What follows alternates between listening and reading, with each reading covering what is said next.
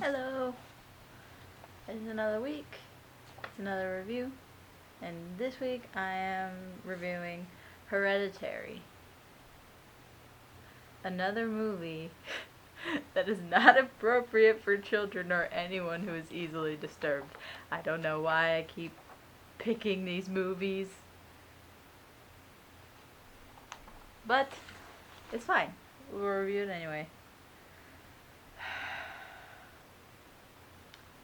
So I usually start by summarizing the movie, but for this one I'm not even gonna try to avoid like major spoilers, and the plot is kind of all over the place and ridiculous and lots of plot twists and woo. So Hereditary is written and directed by Ari Aster, starring Millie Shapiro, Alex Wolff, Gabriel Byrne, Ann Dowd, and Toni Collette. As I've said before, if you've ever talked to me about movies, and I've probably said in another video, I don't know, I have extremely high standards when it comes to horror movies. And so I tend not to like a lot of the ones that I see, but oh my gosh, this movie exceeded all of my crazy expectations. It it's definitely one of the scariest movies I've ever seen in my life. It was awesome. From the beginning, this movie seemed like the typical haunted house horror movie. And but then I was like completely proved wrong when I saw Charlie cut off a head of a dead pigeon with scissors.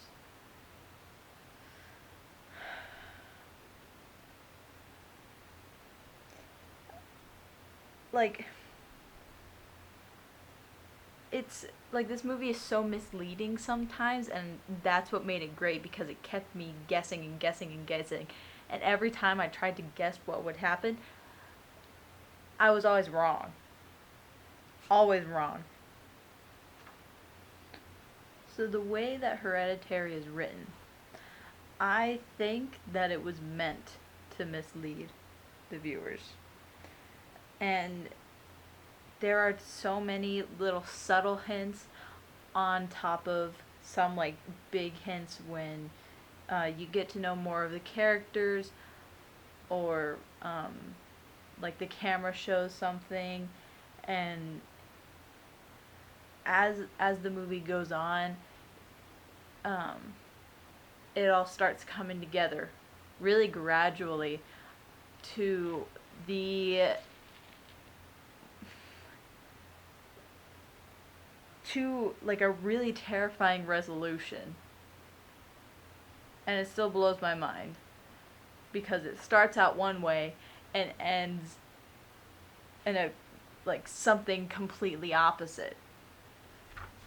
And it went together seamlessly. That's what blows my mind about it, is that like it just came together. And it was so cool. In terms of actors and characters, I was also completely blown away. Oh my gosh. Um, each actor did such an amazing job in this film, and I could ramble on for ages and ages and ages talking about each and every one of the characters, and so to spare you some sanity, I will not. um, I will say that the only thing I have to complain about this movie is that I wish we got more of Charlie's background and more of Steve's background, the daughter and the dad. Um, because in the scene where Annie is in the group therapy, she talks about how her recently deceased mother had more influence over Charlie, uh, which probably led to Charlie being very eccentric. And I wish I had gotten more of that, because I think that would have been more interesting, because I don't know, I like to have a background of all the characters, and I get a little bit of that with like some of Annie's anecdotes, but it wasn't enough. And then like with the dad, he didn't have very much of a role. Like in the very beginning, he was the one who took the call from the cemetery saying that um, his mother-in-law's grave had been desecrated, and that was about it. And to some degree, I think that was intentional because um, later on in the movie, like I completely forgot that that had happened, and then something else happened. I won't spoil. Um, then I was like, oh wait, that explains it. And so I think that was kind of intentional, but I still wish I got more of the dad. Because both Annie and Peter, the mom and the son, had so much more background added to them, and the rest of the characters were left just kind of there. So, I mean, it didn't bother me too much. I just wish they would have given me more because I wanted more. It's just me being picky. Um, the cinematography, ooh, this movie was pretty. It stood out to me a lot.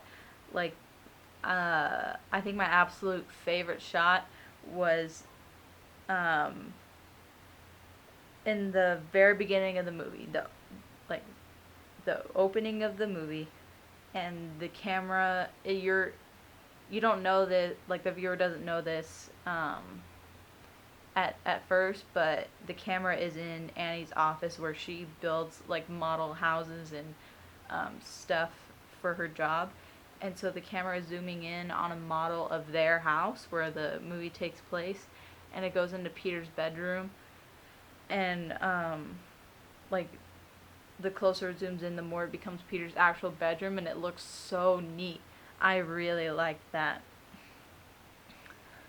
And then the other one of my favorites was the 8 second long shot of, spoiler, you have like 2 seconds to click away. Anyway, the 8 second long shot right after Charlie dies, of the car sitting in the road, dead of night, completely black, and the only light source is coming from the car.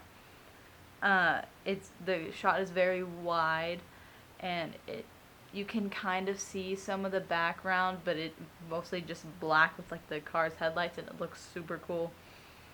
And just the length of that shot allowed the viewers to understand what had just happened to Charlie, and it was just like a big oh crap moment, and I thought that was really beautiful. Like, hands down, this is one of my favorite horror movies.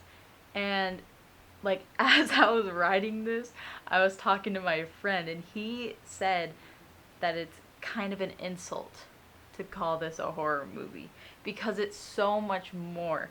And so, like, he is 100% correct. It's so much more than that. It blends elements of horror with, like, the non-obnoxious jump scares and the creepy music. And it also blends in drama with, like, all the family drama going on and that really good dinner scene. And psychological thriller with all, like, the minor hints hinting at the bigger picture of the conclusion of the movie, and it just blends together. I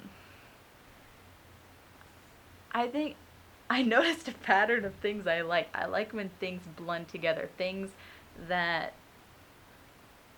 I mean, I don't really want to say like don't go together, but you don't really see a lot together. I like to see that. And it's the same thing I loved about Inglourious Basterds, which is why that's my favorite movie, because it blends things, different styles and genres and music and different shots, and it's just a surefire way of keeping your audience completely engaged and sitting there like just frozen and wondering what's going to happen. It's a good way to keep them engaged. Um, so I do give this movie 10 out of 10. It's amazing. It, again, really scary, disturbing, really wild plot line. um, it, but I loved it. So, I recommend it to all you other people out there who like to scar yourselves for life with disturbing movies, like me. So, thank you very much for watching. I have an idea of what I'm going to do for next week's review, so stay tuned for an announcement about Wednesday or so. So, yeah. I will see you then. Goodbye.